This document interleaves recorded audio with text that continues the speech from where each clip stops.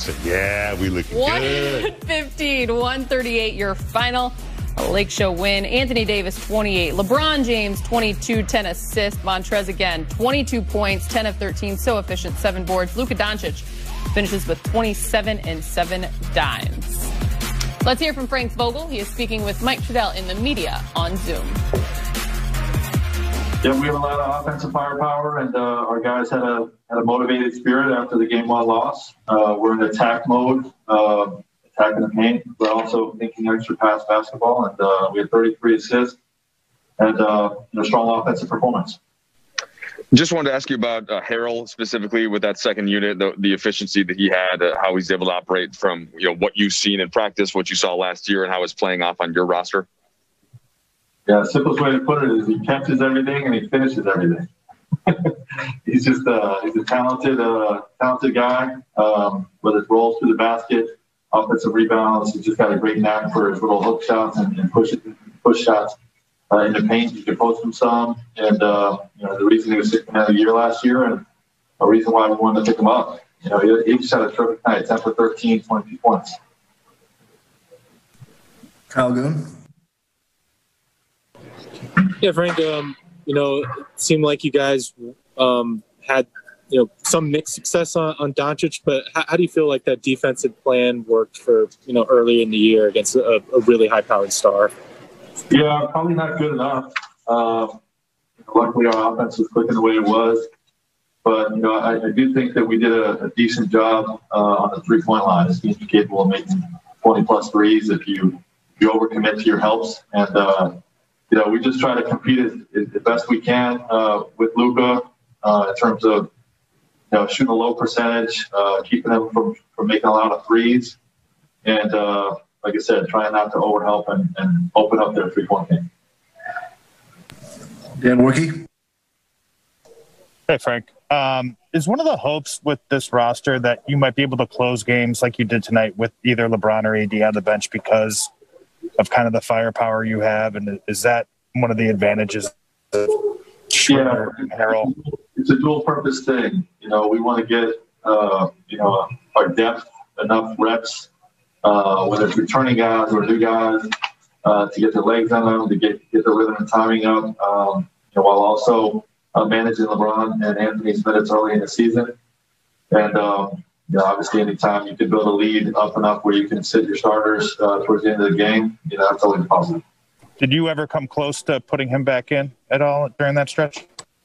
I'm always, cautious of how the game can turn. So, I didn't really, I never really mentally have them completely out of the game until I empty the bench. Dave McMenamin.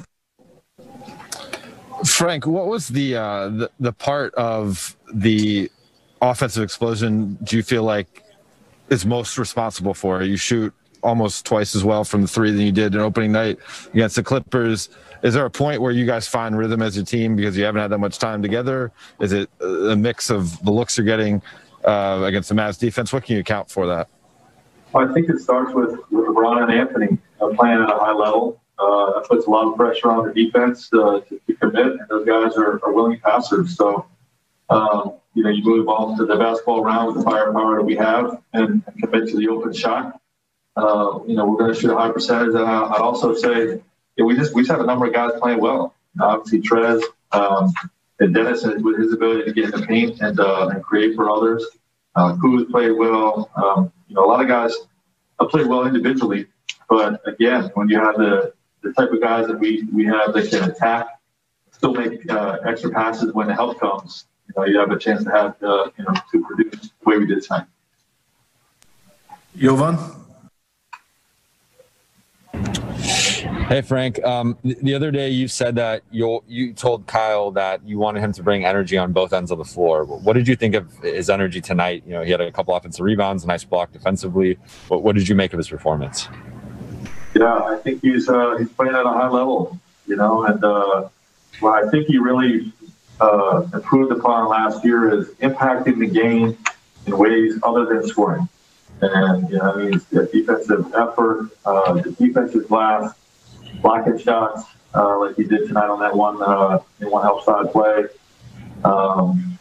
and then offensively, whether he has the ball or not, he's going to be really, really active. Crashing the glass, cutting through the basket, moving out the basketball, and then obviously the ability to get hot the way he did tonight as well. So just a very versatile guy. It's a reason why we have a strong belief in him. Driven by your Southern California Honda dealers. I'm Allie Clifton, joined by the Hall of Famer. Ooh, looking good. Big game. James Worthy, your Lakers insider, Mike Bresnahan. If you were looking for a Lakers win to complete your Christmas, there you go. Lakers get the W, pick up their first win on the season. Guys, Frank Vogel said after opening night, ring night, rightfully so, he wanted to find a better rhythm. His guys did just that. 33 assists on that. And normally we would start with Anthony Davis and LeBron James. They were great, combined for 50 points. But can we first give some love to two new Laker additions? In 2 games, they are showing up. They are showing out. Montrezl Harrell, Dennis Schroder. Big game. Trezz, 22 points, 10 of 13 from the field, 7 boards, 4 offensive. Schroder, 18 points, 7-11 to go along with 6 dimes. They are fun. Yeah, I got to give Rob Pelinka and the front office some serious credit for picking up, those 2 players. Yep. Both were candidates for 6th Man of the Year of award last year. Montrezl won it. Schroder was runner-up.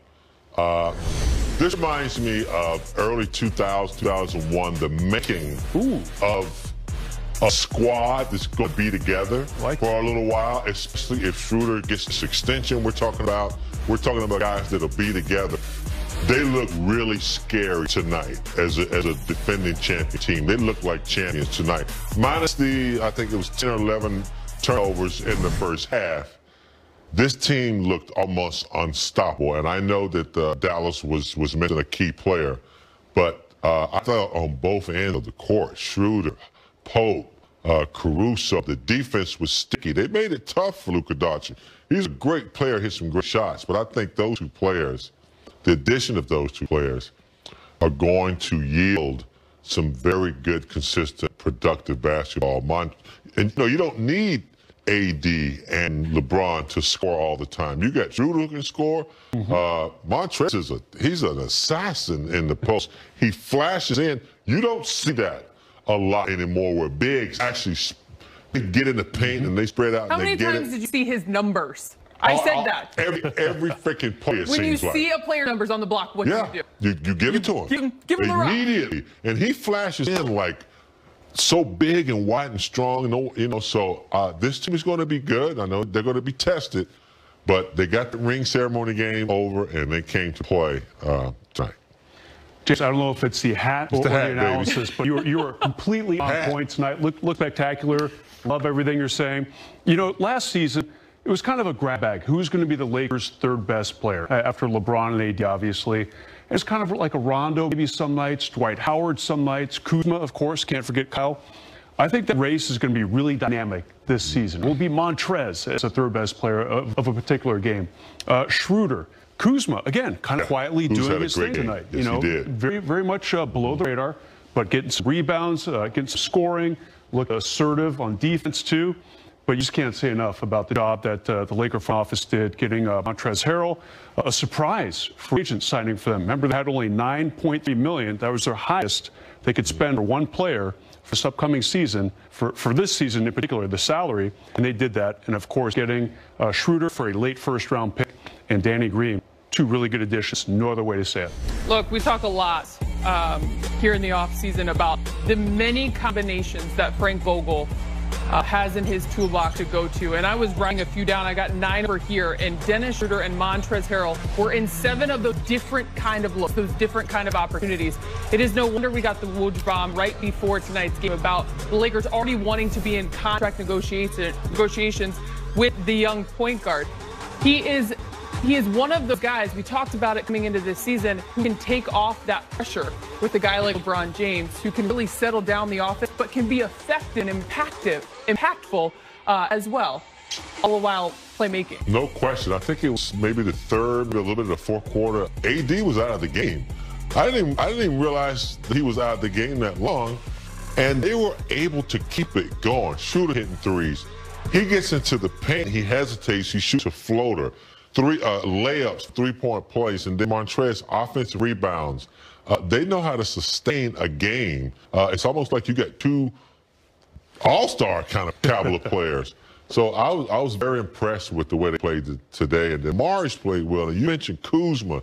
Not big flash numbers, but very important plays defensively and hit some big shots offensively. So they were well-rounded, took the comeback, and then was able to, move ahead and surge on. So, yeah, I was very impressed. I know it's only game 2, but they looked like they were in championship form